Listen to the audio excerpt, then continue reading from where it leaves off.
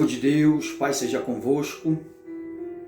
Glórias ao Pai, glórias ao Filho, glórias ao Espírito Santo de Deus. Louvado seja o nosso Senhor e Salvador Jesus Cristo, para sempre seja louvado.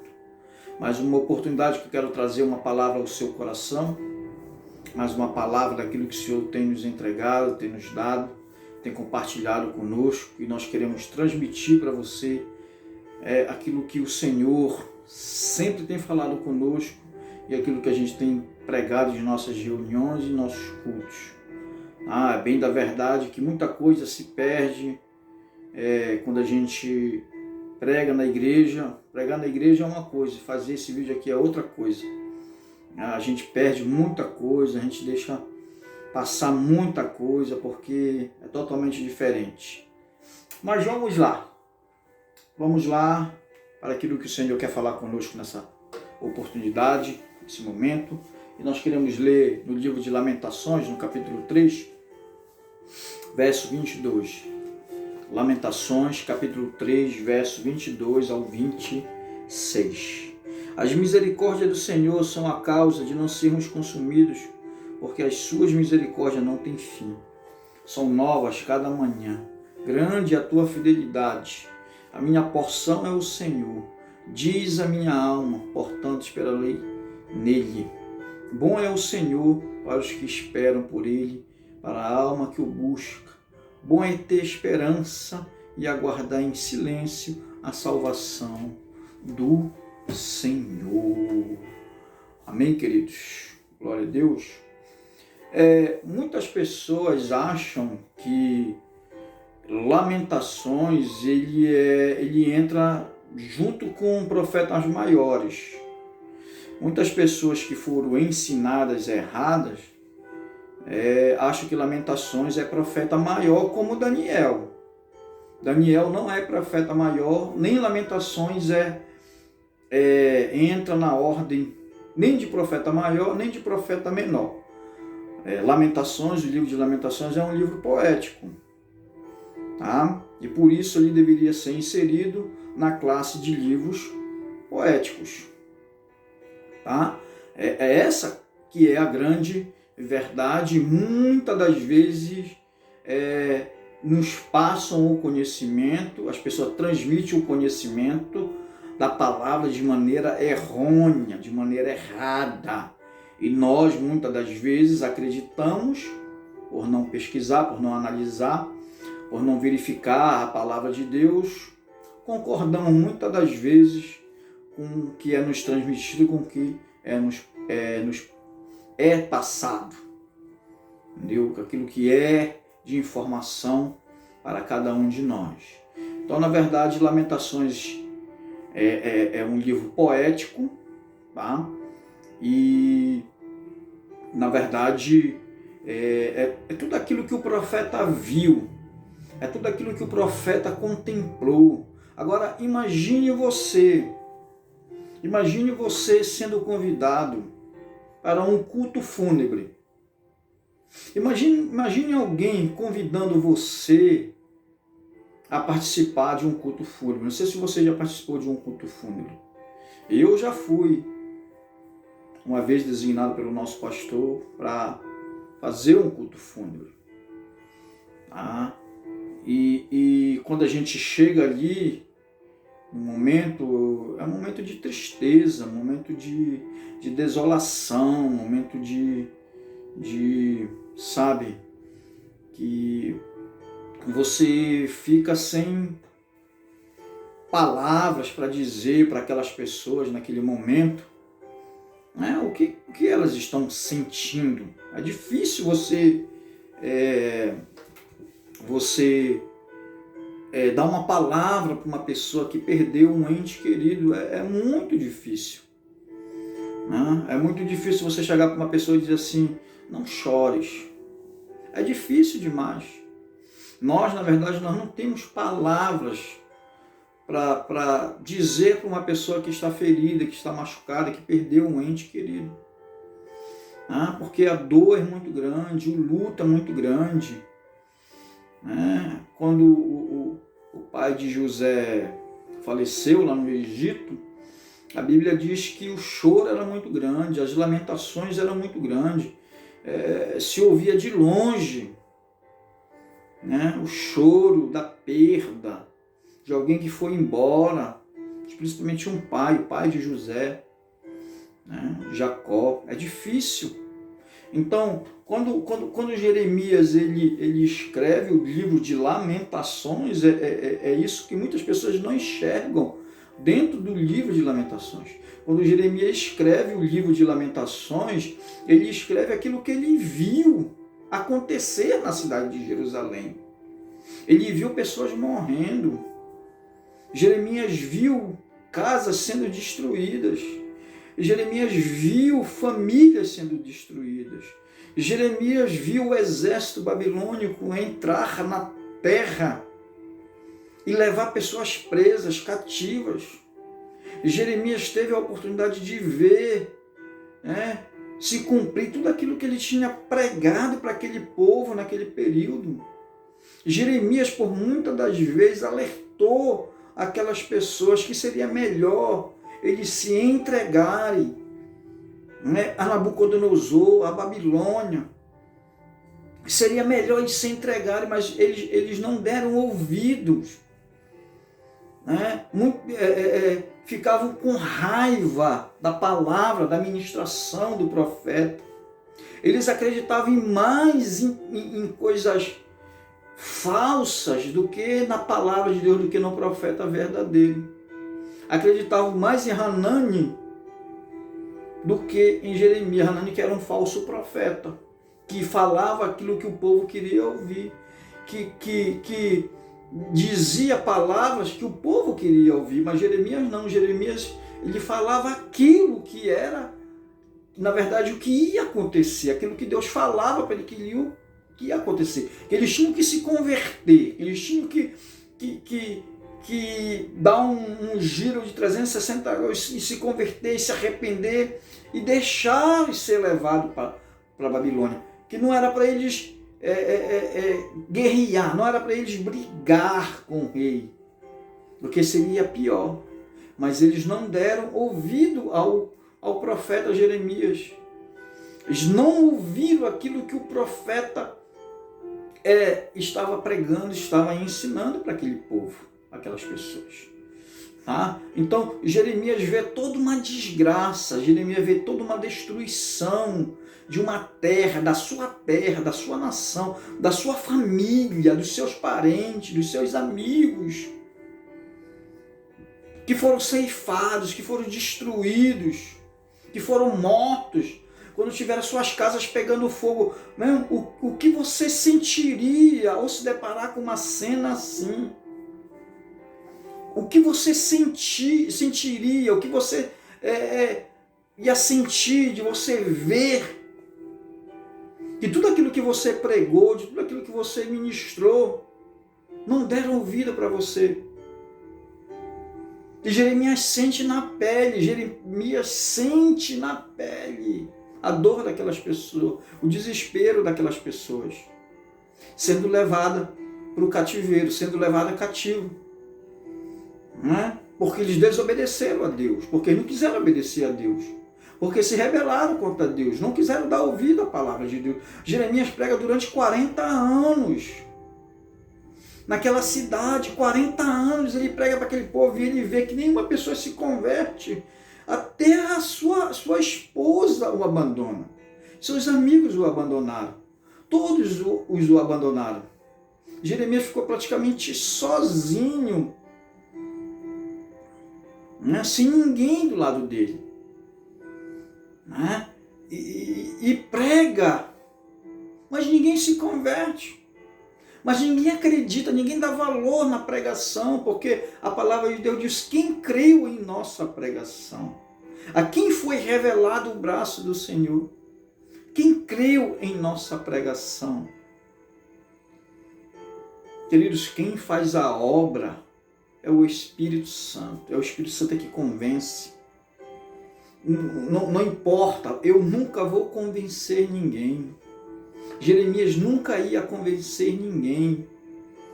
Jeremias nunca ia pela sua força, nem pelo seu pelo seu pensamento, nem pelas suas emoções, nem por nada que ele pudesse fazer, ele não ia convencer ninguém.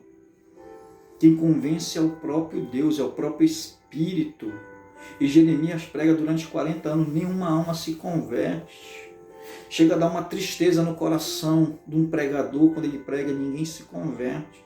Mas quem faz a obra é o Espírito. O importante é que nós temos que jorrar essa semente, que é a palavra de Deus para os nossos ouvintes. E deixar que o Espírito Santo faça a obra verdadeira da qual ele tem que fazer. Jeremias prega e ninguém se converte, ninguém acredita. Muitas das vezes foi taxado como mentiroso.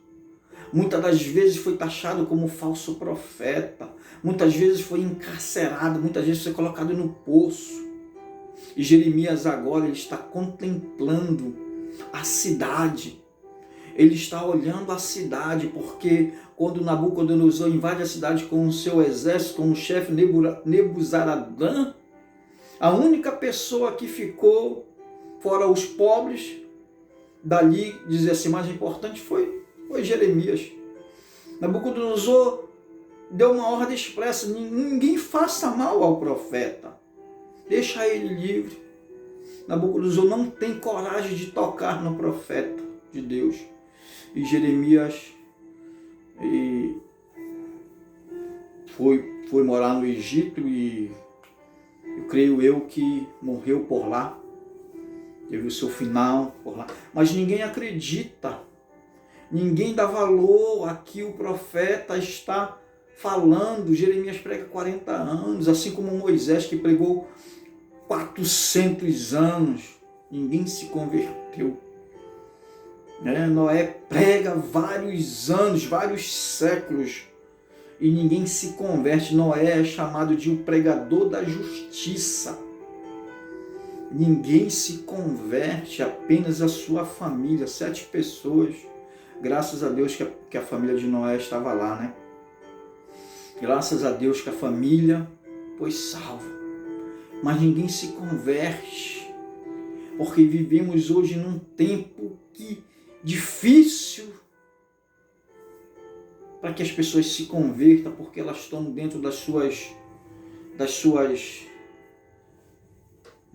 dos seus palácios, estão dentro dos seus mausoléus, e aí com tudo o aparato tecnológico que nós temos hoje,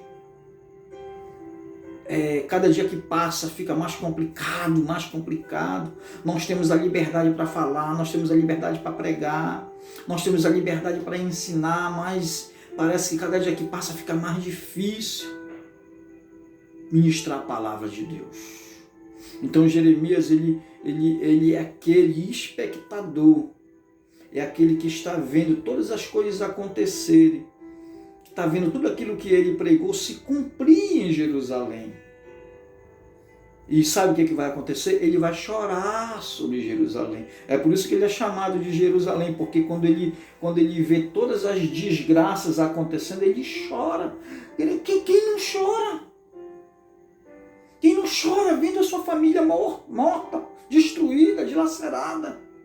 Qual é a pessoa que vai estar vendo a desgraça acontecendo na sua família e vai ficar? Não, ela vai ficar de luto. Não, ela vai chorar. Ela vai lamentar. E Jeremias chora de ver aquela situação triste, lastimável em que o povo se encontrou. Em que aquela bela cidade, em que aquela bela, dos seus palácios, dos seus moradores, de repente aquilo ruiu de uma hora para outra. E ele chora. E ele chora sobre a cidade de Jerusalém, assim como Jesus fez também. Jerusalém, Jerusalém, que mata os seus profetas. Quantas vezes eu quis te ajuntar, quantas vezes eu quis te proteger, como a galinha protege os seus pintinhos. Jeremias chora, qualquer uma pessoa choraria, até eu choraria de ver as desgraças acontecendo, as ruínas acontecendo no meio da cidade. Ele chora, ele lamenta. Quem não choraria? Todo mundo ia chorar. Quem ia que ficar passivo? Quem é que ia se tornar como uma pedra e não ia chorar que tudo aquilo que estava acontecendo? Tem que chorar mesmo, tem que lamentar. Né? O povo não quer obedecer a Deus, o povo não quer servir a Deus, o povo quer seguir os seus próprios caminhos, suas próprias vontades. Povo duro, povo incrédulo, descrentes. Né? E Deus fez tudo isso com a cidade de Jerusalém, e Jeremias ele contemplou tudo aquilo, ele viu tudo aquilo, ele viu toda a desgraça, todos os acontecimentos ali em Jerusalém. Lamentações consiste em 5 poesias que seguem o padrão dos hinos fúnebres hebraicos. Né? Nós temos aí 8 itens do caráter de Deus. Primeiro item do caráter de Deus, misericordioso. Né? Primeiro item do caráter de Deus, misericordioso. Amém?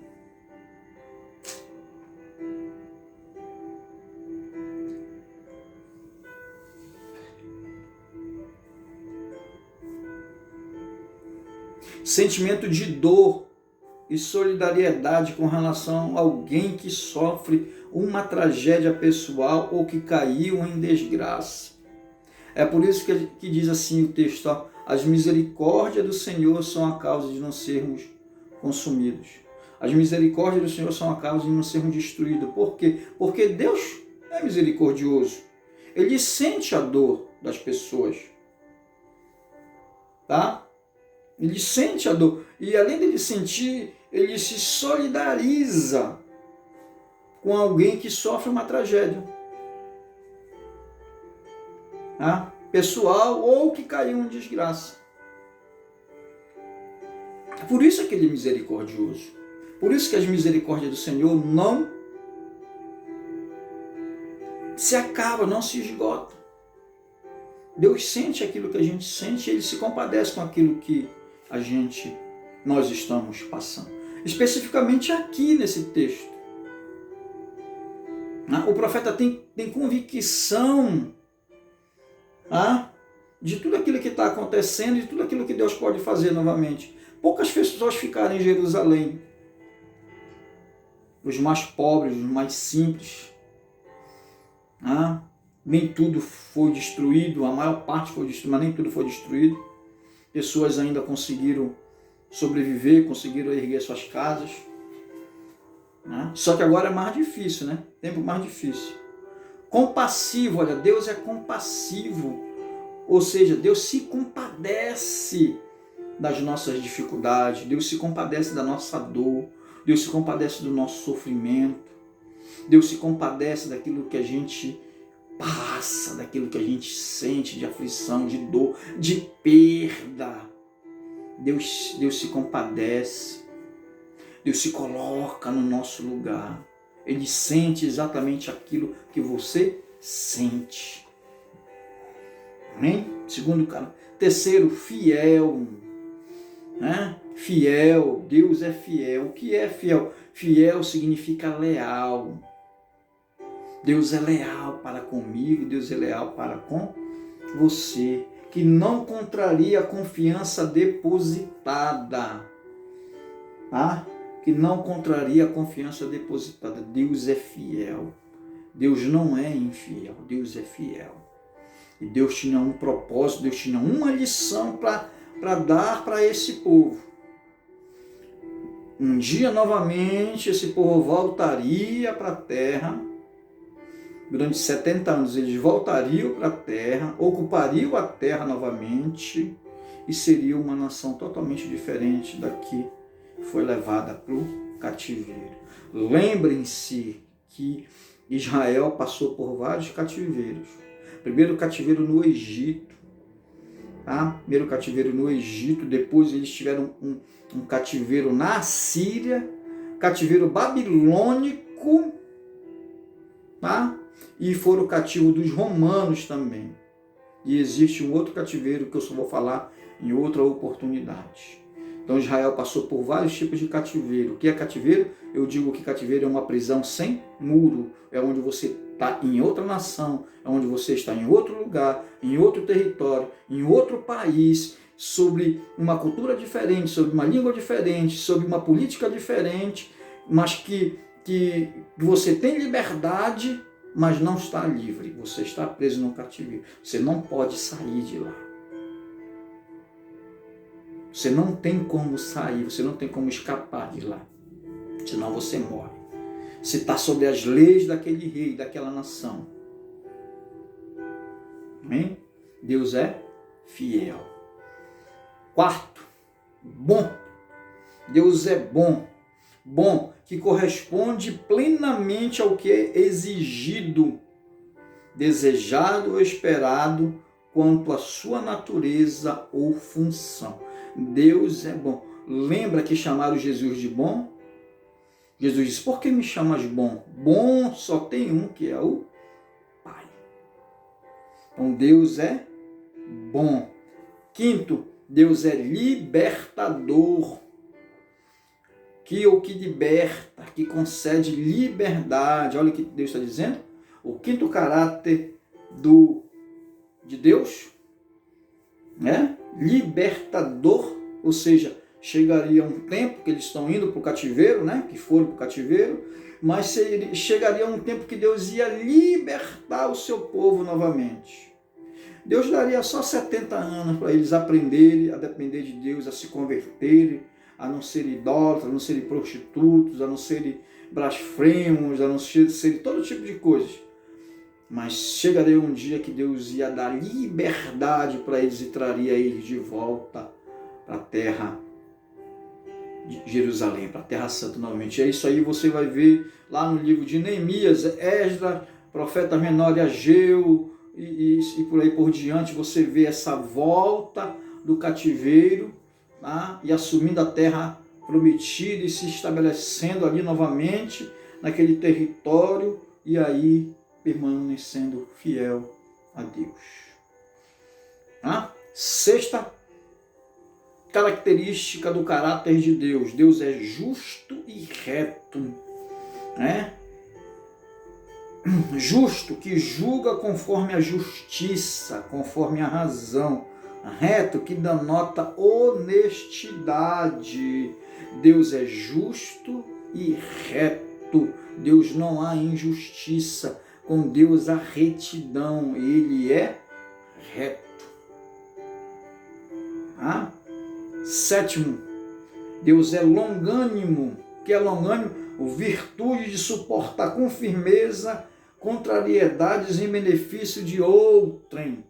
Ou seja, esperar o tempo que Deus vai nos abençoar. Deus é longânimo. Esperar o tempo de Deus na nossa vida. O povo tinha que esperar o tempo de Deus sobre a vida dele. 70 anos. Tá? Deus é longânimo. Tá? Suporta. Tá?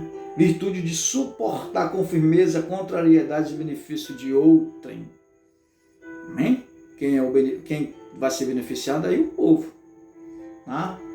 E Deus vai cumprir tudo isso, tudo aquilo que tem novamente para aquele povo e para aquela nação. Oitavo, para a gente finalizar, Deus é afável. Né? O que é afável? Dedicado, educado no trato com outrem, amável, cortês. Deus ama tanto esse povo, Deus ama tanto esta nação, Deus tem tanto carinho com este povo, Deus tem tanto carinho com essa nação, queridos. Deus, você não sabe como Deus ama esse povo, você não sabe como Deus tem, sabe, um carinho especial por essa nação, pela nação de Israel, pelos judeus, por Jerusalém. Você não sabe como Deus trata esse povo. Se você conhecer alguém que não gosta dos judeus, meu irmão, saia de perto dessa pessoa. Se você conhecer alguém que não gosta de Jerusalém, se afaste dessa pessoa. Nós temos que amar os judeus, nós temos que orar por Jerusalém, nós temos que estar em aliança com o povo de Deus, com o povo judeu, que Deus tem tanto carinho, Deus tem tanto amor por esse povo, que é o povo judaico, o povo judeu, o povo hebreu. Amém, queridos? Deus nos abençoe. Espero que você tenha gostado dessa mensagem, espero que você tenha aprendido um pouco mais, espero que tenha trazido conhecimento, espero que tenha trazido bênção para você. E desde já eu agradeço você fazer parte aí do nosso canal. Que Deus continue abençoando a sua vida, no nome de Jesus. E até a próxima, se Deus assim permitir. Shalom, fica com Deus. Amém?